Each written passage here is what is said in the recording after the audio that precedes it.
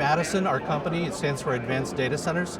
And what we did is we set out to create an environment that was more resilient, more cost-effective at the same time, easier to operate and lower cost to build. And so we really built the business around an immersion solution because of so many benefits. Basically, we decided to go all in immersion. It's almost like a Ginsu knife commercial. It just keeps getting more and more better.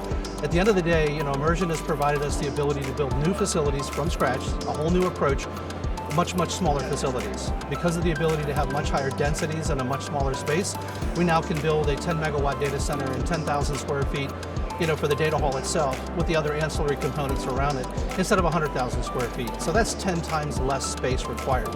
And then when you look at what immersion allows us to do, the actual environment with pods and immersion specific servers, we have a higher density of compute in a smaller space within the pods themselves because of the heat transfer capacity and the heat absorption capacity. And what that has given us the ability to do is to have a much higher density per square foot and a much lower cost to build per square foot. So instead of the 10 to 12 to $15 million per megawatt from a data center perspective, we're at $4 million per megawatt. Those are significant savings in build.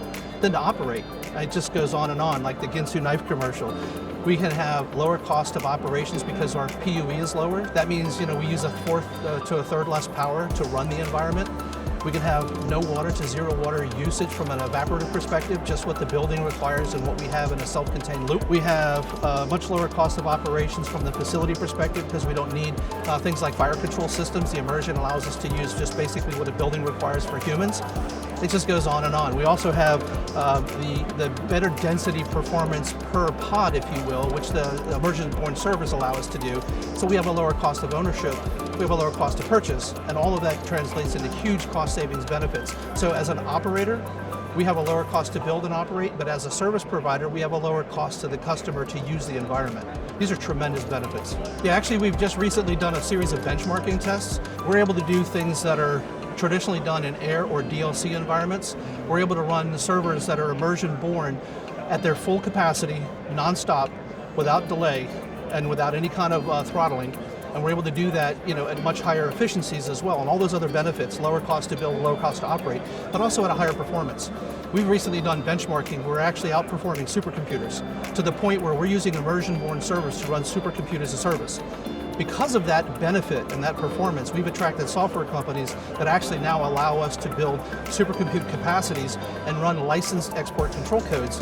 And what that really means is we're running supercompute as a service. We're doing it better, cheaper, and faster, and we're outperforming some of the folks that are around here. You have an environment that is fairly benign temperature-wise, it's very consistent, and with a very consistent cooling capacity and capability, what we end up getting is a better performance, but in a more sustained environment. So the heat doesn't vary a lot, there's no vibration, there's no noise, there's no dust, and so for all those reasons, the equipment actually lasts longer. We've been running in production and immersion using Hypertech immersion-born servers for now 4 years. We haven't had a single failure of a component in immersion. Not a single.